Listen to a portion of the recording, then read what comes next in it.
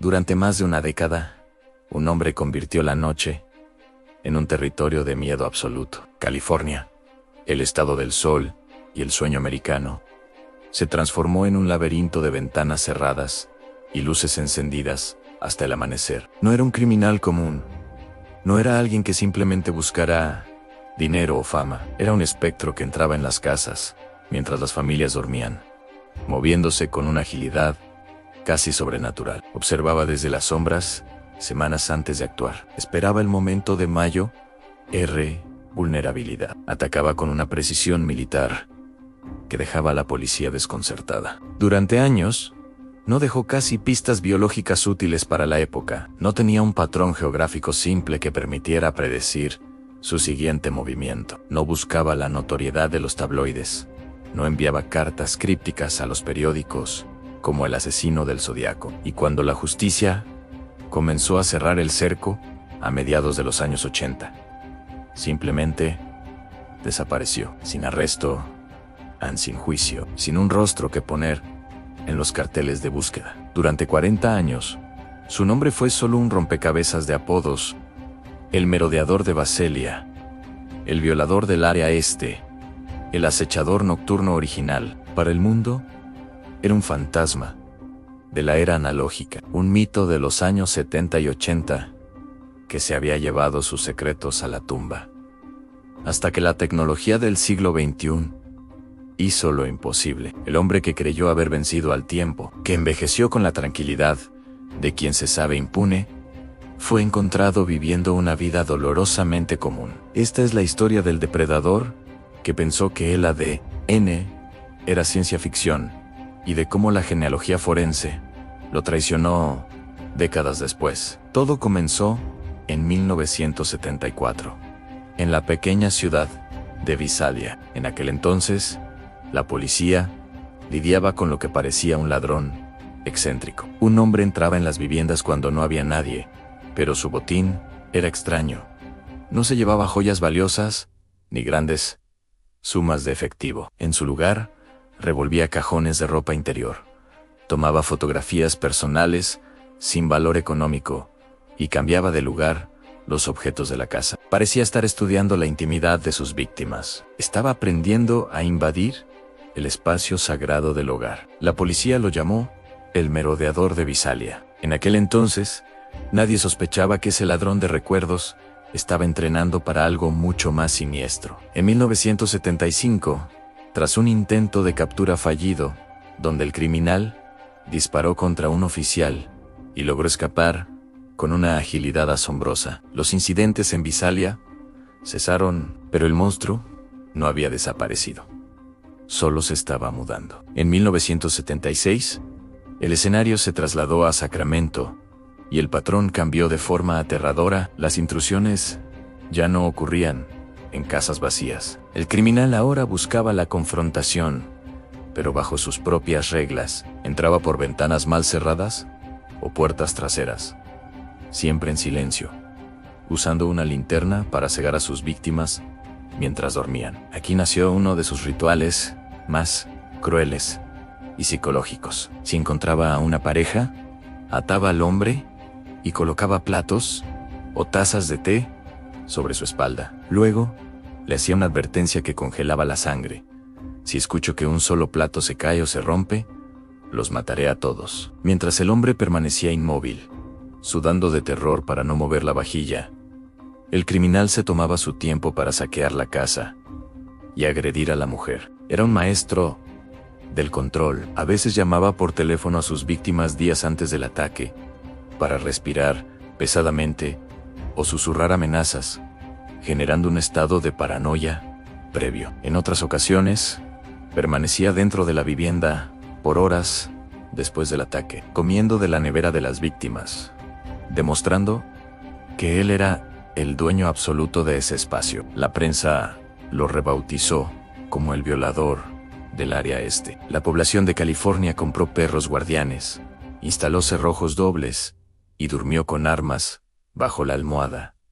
Pero nada parecía detenerlo. A finales de los 70 y principios de los 80, el depredador se desplazó hacia el sur de California, nuevo territorio, Mismo modus operandi, pero con un desenlace definitivo en la muerte. Las parejas jóvenes en casas suburbanas de Goleta, Ventura y Dana Point comenzaron a aparecer asesinadas con una violencia inusitada. En esta fase, su crueldad alcanzó su punto máximo. Sin embargo, había un obstáculo administrativo que jugaba a su favor en esa época. La comunicación entre los diferentes departamentos de policía de California era casi inexistente. Los crímenes de Sacramento no se cruzaban con los de los condados del sur. Se investigaban como casos aislados de jurisdicciones diferentes. Nadie conectaba los puntos. Nadie veía que el merodeador, el violador y el ahora llamado acechador nocturno original eran la misma persona. En 1986, tras el asesinato de una joven de 18 años, los ataques se detuvieron de golpe. El rastro se enfrió totalmente. La policía tenía muestras biológicas guardadas en tubos de ensayo, pero en los años 80, la tecnología de ADN era una promesa lejana, casi inútil para la identificación criminal. El caso se archivó, acumulando polvo en cajas etiquetadas como casos fríos. Pasaron 32 años. Las víctimas que sobrevivieron envejecieron con el trauma a cuestas, preguntándose cada noche si aquel hombre seguía vivo. Los detectives originales se jubilaron con el peso de no haber resuelto el caso más grande de sus carreras. Muchos pensaron que el asesino habría muerto en un tiroteo, o que estaría cumpliendo condena por otros delitos en algún estado lejano. Mientras tanto, Joseph James Dungelo vivía una vida de una normalidad exasperante en un suburbio de Sacramento. Se había casado, tenía 3 hijas y trabajaba como mecánico en un almacén de suministros. Sus vecinos lo conocían como un hombre mayor, algo gruñón, obsesionado con mantener su césped perfecto. Pero nadie habría imaginado jamás que ese anciano que saludaba por las mañanas era el responsable de una de las olas de terror más largas de la historia estadounidense. A inicios de los 2000, los avances en genética permitieron unificar los casos. Los investigadores revisaron las pruebas biológicas de los años 70 y confirmaron mediante ADN que el violador del norte y el asesino del sur eran, efectivamente, el mismo hombre. El asesino del Golden State, un término acuñado por la escritora Michelle McNamara, tenía un perfil genético, pero no tenía un nombre. No aparecía en C o DIS, la base de datos nacional de criminales, lo que significaba que nunca había sido procesado por un delito grave que requiriera toma de ADN. En 2018, un equipo liderado por el detective Paul Halls y la genetista Barbara Reventor decidió intentar una táctica revolucionaria. Si el criminal no estaba en las bases de datos policiales, quizás sus parientes, si estaban en las bases de datos civiles, utilizaron sitios web de genealogía pública, donde millones de personas suben voluntariamente su ADN para descubrir sus raíces o encontrar primos lejanos. Subieron el perfil del asesino como si fuera una persona buscando a su familia. El sistema arrojó una coincidencia, un primo lejano, de 3er o 4º grado. A partir de ese único hilo, los investigadores comenzaron a construir un árbol genealógico gigante hacia atrás, rastreando ancestros comunes hasta el siglo XIX, y luego, descendiendo rama por rama, hacia el presente. Fue un trabajo de meses, cruzando datos, descensos, obituarios y registros de conducir. Finalmente, el árbol convergió en un solo hombre que encajaba en toda unidad correcta. Historial militar. Y lo más revelador, era un ex policía. Joseph James Dungelo había sido oficial de policía durante los años de los ataques. Eso explicaba por qué sabía cómo evitar dejar huellas, cómo funcionaban los tiempos de respuesta de las patrullas y por qué siempre parecía ir un paso por delante de la ley. Estaba usando el entrenamiento pagado por el Estado para cazar ciudadanos. La policía de Sacramento comenzó una vigilancia discreta sobre DeAngelo. Necesitaban una muestra directa para confirmar la coincidencia antes de actuar. Esperaron días hasta que, en un descuido, DeAngelo tiró un objeto a la basura en un lugar público. Los agentes recuperaron la muestra y la llevaron al laboratorio con prioridad máxima. La coincidencia fue del 100%. Después de 4 décadas, el fantasma tenía nombre, rostro y dirección. El 24 de abril de 2018,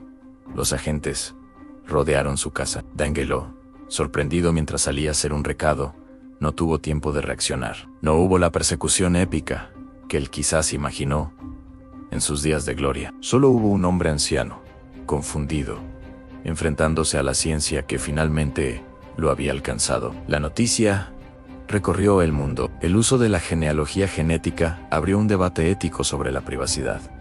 Pero para las víctimas, fue el fin de una prisión de miedo de 40 años. En 2020, para evitar la pena de muerte, D'Angelo se declaró culpable de 13 asesinatos y admitió decenas de violaciones. En la corte, las sobrevivientes hablaron frente a él, llamándolo un hombre insignificante que ya no tenía poder sobre ellas. Joseph James D'Angelo pensó que el tiempo borraría sus huellas. Creyó que los archivos se llenarían de polvo y que la muerte llegaría antes que la justicia. Pero el caso del asesino del Golden State cambió las reglas del juego para siempre. Hoy, gracias a esta técnica, cientos de casos fríos están siendo reabiertos, y criminales que creían haber escapado están siendo arrestados en sus camas de ancianos. Este caso nos enseña que el monstruo no siempre se esconde en una guarida oscura. A veces se esconde en la rutina, en el vecino que vigila su césped, en la normalidad más absoluta. El tiempo puede ocultar los pecados, pero no siempre los perdona. La tecnología avanzó y el pasado regresó para cobrar su deuda. El asesino del Golden State no fue atrapado por un error humano, sino por la evolución imparable del mundo. Su captura deja una pregunta inquietante en el aire. ¿Cuántos otros fantasmas del pasado siguen caminando entre nosotros, sin saber que la ciencia ya está golpeando a su puerta?